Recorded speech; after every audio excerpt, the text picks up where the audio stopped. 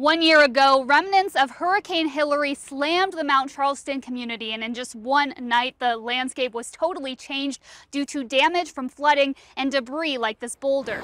A water dump of over 8 inches in one weekend. That's the official measurement for the Spring Mountains, and it left major flooding and destruction. We didn't expect the weather to come here and wreak of as much havoc on the community as it did.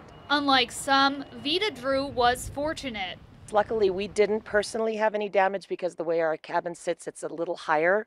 So when this huge torrent of water came through here, it was like a rushing river, and it did affect some of the people that were like flatter. Oh, it's just covered with rocks, mud, about this much mud. It was a disaster. That came with a high price for residents like Ron Claggett. Well, we left the mountain the day of the flood, and we came back the next day to see the damage, and we spent $23,000 cleaning up the damage. 1 year later, repairs haven't stopped. This week, Yellow Pine Avenue was repaved, but the most striking change in the town is a new, huge water channel carved deep into the ground. The ditch was 6 feet deep. Now it's 26 feet deep. If we're diverting the water to where it needs to be in the channel here versus down the roadways where everybody escape route is, then I think that we're improving things for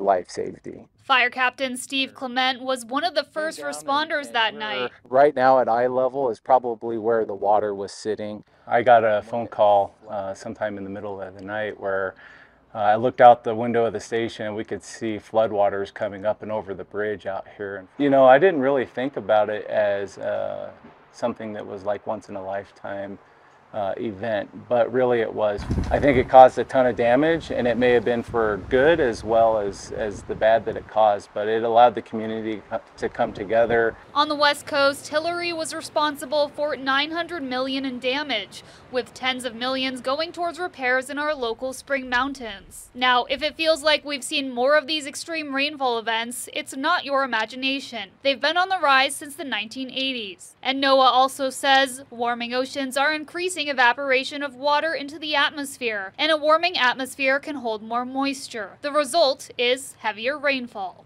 Is there still more work to do to clean up the aftermath? I think that there's a little more work to be done. As for recreation impacts today, two of the most popular trails on the mountain, Mary Jane Falls and Cathedral Rock, remain closed. Now, while some trails were damaged, like this one, Fletcher Trailhead, and needed to be closed, significant progress is being made on fixing the damage, and it's now open with more openings to come down the road. Reporting at Mount Charleston, I'm Geneva Zoltek.